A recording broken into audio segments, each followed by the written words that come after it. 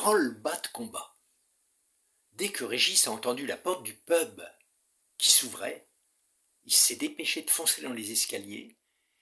Il est monté jusqu'à la cuisine, il a traversé la cuisine, il est monté au 2e étage, il est entré dans le grenier et par une trappe, il s'est échappé par le toit. En marchant sur l'arête des toits, il a réussi à trouver une échelle de fer, il est descendu dans une courette et maintenant il est dans la rue. Il est un peu essoufflé, il marche devant lui et il passe tout près du centre culturel français. Dans ce centre culturel, il n'y est jamais allé. Et il se dit que c'est peut-être l'occasion. Il rencontrera peut-être des gens, il a envie de parler français, puis il a envie de rencontrer des gens, ça va lui faire du bien. Quand il arrive au centre culturel, la première personne qu'il rencontre, je vous le donne en mille, le Vendéen. Le Vendéen, il fait une drôle de tête. Et le Vendéen lui dit, je suis vraiment désolé, mon vieux. Régis ne comprend pas, il lui dit, désolé de quoi? Désolé pour le boulot. Ah non, mais ça se passe très bien, dit Régis. Attends, tu comprends pas. Et le Vendéen lui explique qu'il a vu dans le journal aujourd'hui qu'il y avait une grosse affaire de chantage dans le pub Sherlock Holmes avec des paris sur des matchs de boxe et toute une affaire d'argent qui a été démantelée par Scotland Yard. Et le pub est fermé. La Régis n'en croit pas ses yeux. Écoute, je suis vraiment désolé, lui dit le Vendéen, et à la place, j'ai un autre boulot à te proposer. Alors ça, c'est plus peinard.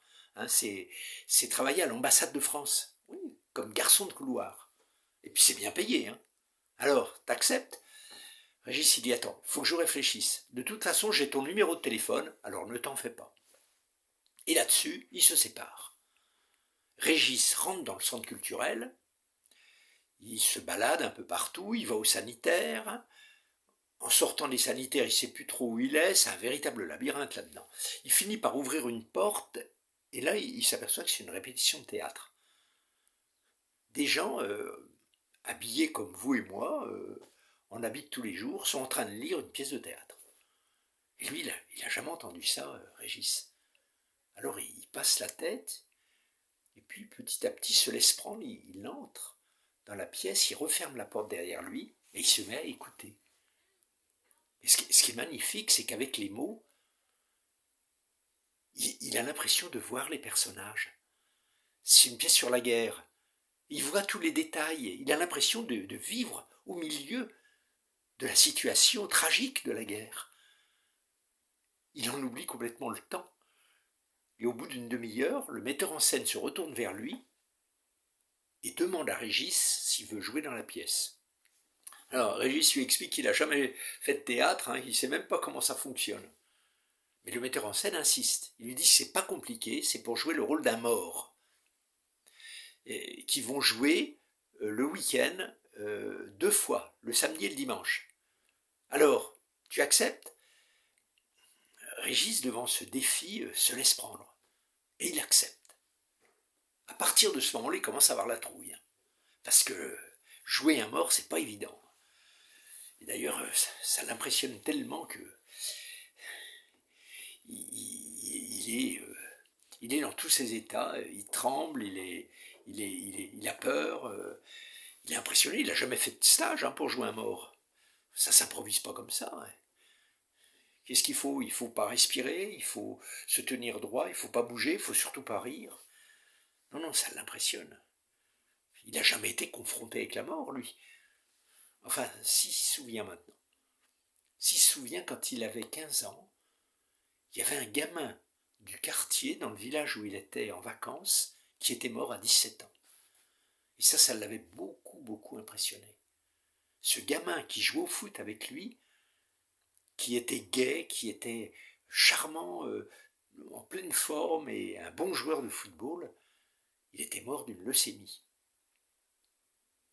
Et cette nuit-là, le chien avait hurlé à la mort toute la nuit, comme s'il savait que son maître était mort. Le matin, avant l'enterrement, tous les gamins avaient défilé dans la chambre du défunt pour voir leur copain. Régis avait vu son copain tout blanc, avec comme un petit rictus, comme si c'était une plaisanterie. Il était beau, l'enterrement avait été déchirant. Et là maintenant, Régis, il se souvient de ce copain. Et il se dit, ça aura au moins servi à ça, que je me souvienne d'une chose que j'avais presque oubliée. Le jour où ils arrivent en Seine, on transporte Régis et on vient le déposer. C'est un soldat qui est mort. C'est la fin de la pièce et les gens applaudissent. Et lui, il est tellement content d'avoir joué le mort, mais surtout d'avoir ressuscité, qu'il se lève d'un bond et il vient saluer avec tous ses copains. Seulement le lendemain, il a autant la trouille. Quand il s'agit de rejouer la pièce, il tremble comme une feuille.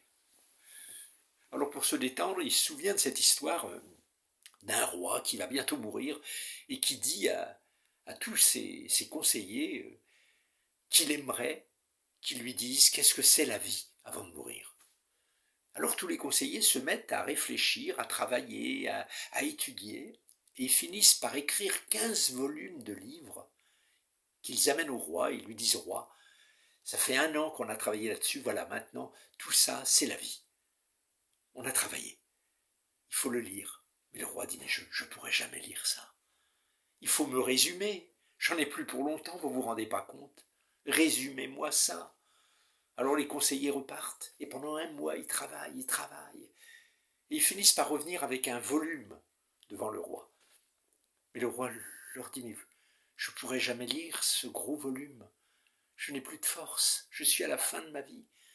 Résumez, s'il vous plaît. » Alors ils repartent pendant 3 jours, et ils finissent par revenir avec une feuille. « Tenez, roi, majesté, lisez ça. » Et le roi est à bout de souffle. « Je ne peux pas résumer encore. » Alors un des conseillers s'avance et il dit « Majesté, l'homme naît, vit et meurt. » Et à ce moment-là, le roi, apaisé, se met à sourire. Et il rend son dernier souffle. Ce soir-là, à la fin de la pièce, Régis est tellement impressionné qu'il est cloué au sol, comme s'il était mort. C'est ses copains qui sont obligés de le soulever et de lui dire « Allez, viens saluer !» L'explosion des applaudissements, c'est comme s'il décollait de terre. Il ne sait pas si c'est vrai ou pas, ou si c'est la réalité, ou s'il est en plein délire. C'est très impressionnant pour lui. En tout cas, c'est une drôle d'expérience. Après, ils font la fête, et puis ils rentrent chez lui. Et en rentrant chez lui, il se met à réfléchir, et il se souvient de la lettre officielle qu'il n'a pas ouverte. Juste avant de partir, il a reçu une lettre d'un notaire, semble-t-il. Il s'en fichait totalement, il ne l'a pas ouverte. Et donc, il refouille dans son sac, dans toutes ses affaires, il finit par la retrouver. Il ouvre cette lettre, et découvre que le notaire le convoquait pour une affaire d'héritage. Un vieil oncle du côté de sa mère. Comme il a besoin d'argent, il se dit après tout, c'est peut-être une aubaine. Ce vieil oncle, il ne le connaissait pas beaucoup, mais il décide de rentrer en France. Dès qu'il arrive, il va voir le notaire, et le notaire déplie ses feuillets et lui lit le testament. Il lui dit, ce vieil homme, tenez absolument à ce que ce soit vous qui héritiez. Là, il est impressionné, Régis. Il se dit, c'est incroyable. Mais le notaire lui dit, ne vous réjouissez pas, hein, ne vous réjouissez pas parce qu'il n'y a pas du tout de biens, hein, il y a même des dettes. Il n'y a pas grand-chose, il y a une maison, une vieille bâtisse, je vous donne les clés. Régis accepte de prendre tout en charge.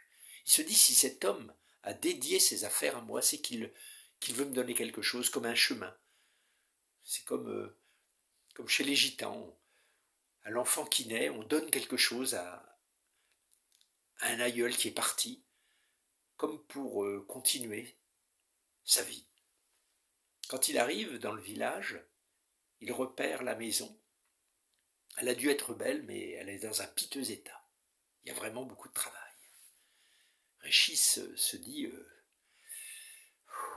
va falloir remonter les manches.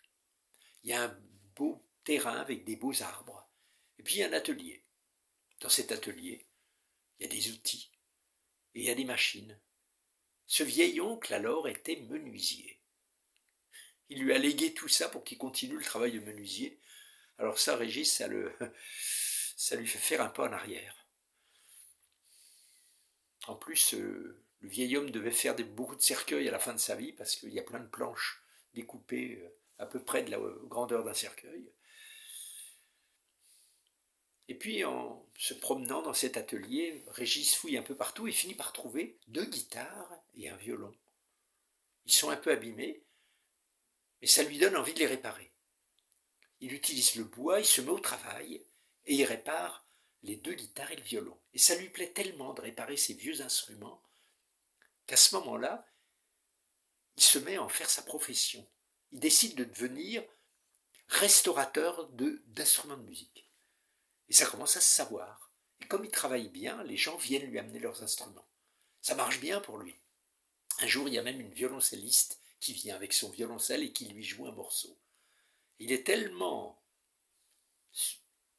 subjugué par la beauté et la voix de cette violoncelliste qu'il en tombe complètement amoureux.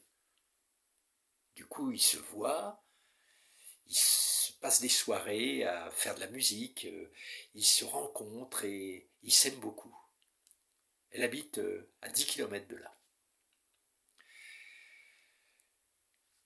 Régis, un soir, retrouve des partitions. Et il s'aperçoit que le vieil oncle, en fait, devait jouer à ses heures perdues. Alors Régis décide aussi, lui, de jouer. Et comme il a fait un peu de guitare quand il avait 13 ans, il se met à réapprendre la guitare. Un soir, il veut jouer une partition. C'est un romancero espagnol. C'est très très beau. Il le joue et les paroles l'émeuvent. C'est l'histoire d'un chevalier. Un chevalier qui est éperdument amoureux d'une femme. Et cette femme, il va lui faire la sérénade dans le village d'à côté. Et puis un soir, ce chevalier n'a pas vu sa belle depuis pas mal de temps parce qu'il y a beaucoup de vent et de tempêtes.